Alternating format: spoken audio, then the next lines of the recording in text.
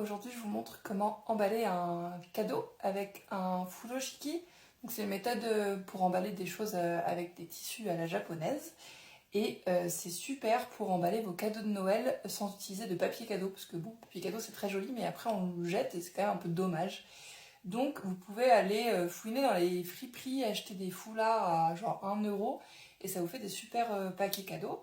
Et ensuite, moi par exemple pour ma famille, j'emballe tout dans des foulards, enfin, la plupart des trucs dans des foulards. Et en général, ils les gardent pas, donc ils me les redonnent à la fin et je peux les réutiliser l'année prochaine ou à leur anniversaire, tout ça.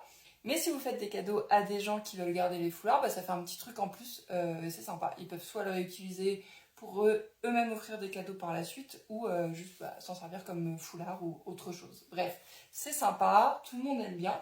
Et du coup, je vais vous montrer comment faire pour emballer une box avec un foulard.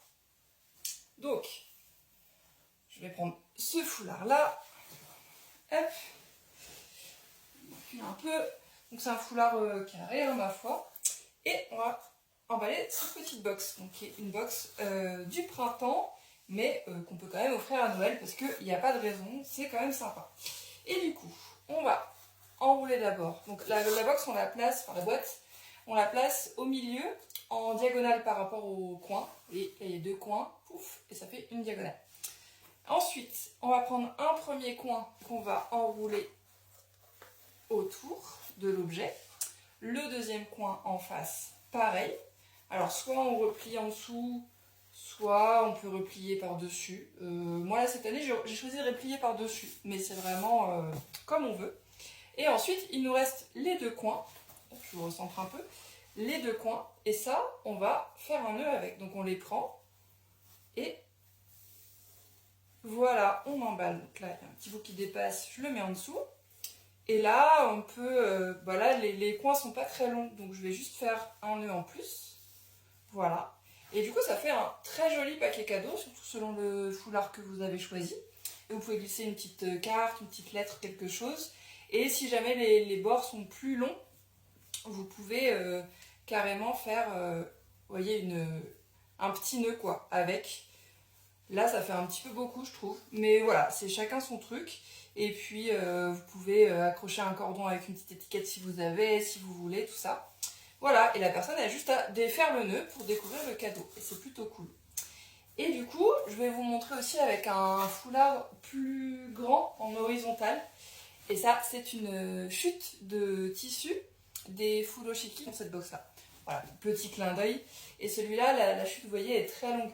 Dans la box, ils sont carrés pour pouvoir emballer plus de choses, genre un bento, tout ça, parce que ça sert aussi dans la vie de tous les jours. De base, c'est pas que pour emballer des cadeaux. Et là, c'est une chute de tissu, donc elle est assez longue.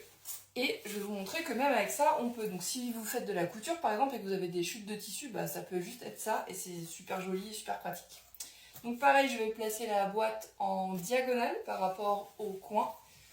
Je vais recentrer un peu, hop. Et donc, j'ai essayé tout à l'heure, ça marche. Donc pareil, sauf que là, c'est un peu plus... voilà, le coin, je peux pas le ramener là parce que ça fait un peu trop de tissu là. Donc je vais juste plier comme si j'emballais un cadeau avec du papier cadeau en fait. Donc juste, je plie selon le bord de la boîte. Je laisse le bout tranquille. Je fais pareil de l'autre côté. Voilà, je viens bien serrer la boîte. Et ensuite, avec les bouts qui restent, j'arrange un peu, donc là je range dedans, hop. Et ça me fait un beau coin aussi, et pareil de l'autre côté. Et du coup, j'ai deux beaux coins. Et pareil, je viens faire un nœud. Je viens rentrer les petits bouts qui dépassent, que je trouve pas très jolis. Voilà, super. Et là, pareil, on a un beau nœud pour faire quelque chose. Donc voilà, vous n'êtes pas obligé d'avoir un parfait carré pour emballer des choses. Voilà, et je vous laisse chercher sur internet, mais on peut emballer plein de choses. Par exemple, des bouteilles de vin, vous pouvez emballer 2 bouteilles de bière collées l'une à l'autre, ça fait un seul paquet cadeau. Enfin, bref, il y a plein de techniques selon les formes de cadeaux que vous avez et tout ça.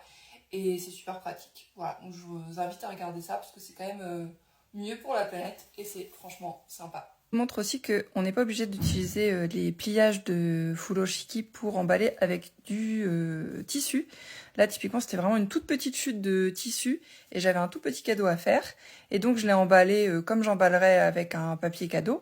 Et au lieu d'avoir du scotch pour fermer, eh ben, un petit ruban. Voilà, ça fait le job et c'est très mignon aussi. Bisous!